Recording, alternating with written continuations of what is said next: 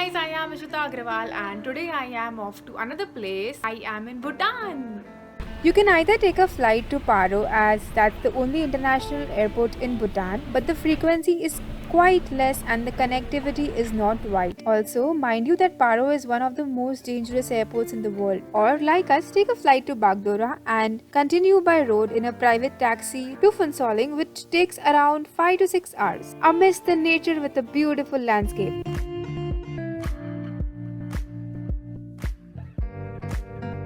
We reached Phuntsholing, that's in Bhutan, and that is the last spot that you can go without permit. So tomorrow we are going to go to the immigration center to take the permit. So before that we have some time to spare and we are visiting a Zong over here and it's really beautiful. Like it's just a difference of two. And I can easily spot a difference in India and Bhutan because Bhutan is so much cleaner and so beautiful. This is Karbandi Monastery, which is Phuntsholing's main monastery.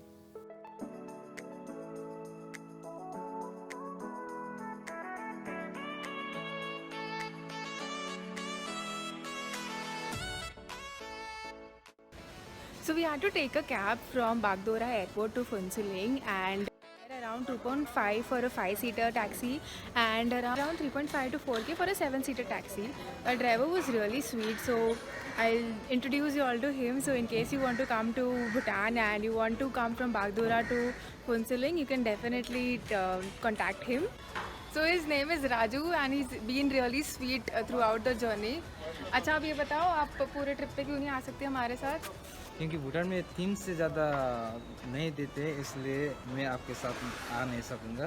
क्योंकि भूटान में सिर्फ 3 time से driver लोग का allowed होता है, उससे ज़्यादा नहीं होता है। तो हम लोग का ट्रेन ट्रिप ज़्यादा हो गया। So here in Bhutan, it's like a driver can only take 3 trips a month, and if they are done, they cannot go for a fourth, irrespective how much money they are offered. So unfortunately, he won't be there with us, but he'll refer us one of his friends, and I'll link his number in the description. So in case you want to book a taxi from Bagdora to Phuntsholing, you can contact him, or even for the Bhutan tour for that matter. We're staying in Bhutan residence in Phuntsholing.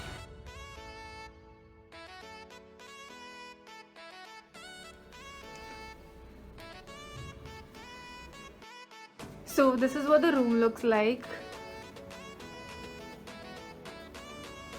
So people have told me it's a really beautiful place and I cannot even doubt them. It's just been 2 hours I am here and it really gives that vibe. It's amazing. We have come to the local market of Phuntsholing near the Indo-Bhutan border. It's 9 p.m. and it's almost the closing time. There is a small temple in the middle of the market.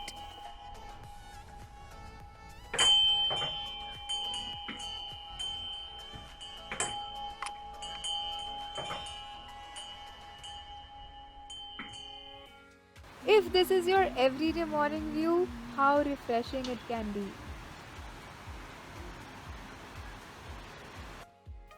Indians do not have to worry about the currency exchange as Indian rupees is widely accepted throughout Bhutan. So this is the immigration office where we have to collect the permit and basically we'll be getting a 7 days permit to visit Thimphu and Paro. So there are two ways, either you can stand in the queue and take the permit which will take around 3 to 4 hours for the entire process to be completed, or else you can hire an agent who will stand in the queue for you and the process will maybe be shortened by 1 or 2 hours. So we have done that. He charges 200 rupees per person. So yeah.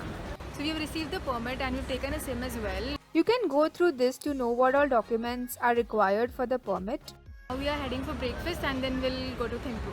That's a 10-seater private taxi that we have booked for the trip. Since the roads are so beautiful, I want to show you how the road journey is, and along with that, let me give you some interesting facts about Bhutan. For the locals, the dress code is quite mandatory, that they have to maintain the discipline and they have to be in the traditional dress during their working hours. Education and healthcare is free for all the citizens in Bhutan. How amazing and thoughtful that is. Okay, so Bhutan has never been ruled or conquered by a third party.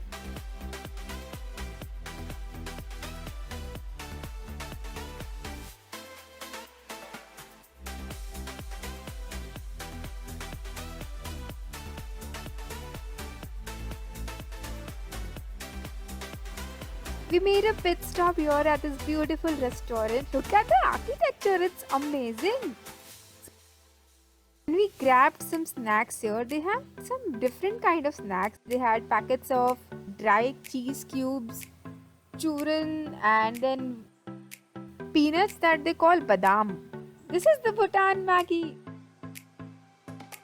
So let's begin this journey. It's going to be quite beautiful and informative. I'll be visiting Thimphu, Punakha and Paro, and there will be individual videos of these three places. Do watch all the videos from the Bhutan series. It can help you plan your entire trip. More details about Thimphu in my next video. Thank you for watching. Stay tuned. Bye bye. See you in Thimphu.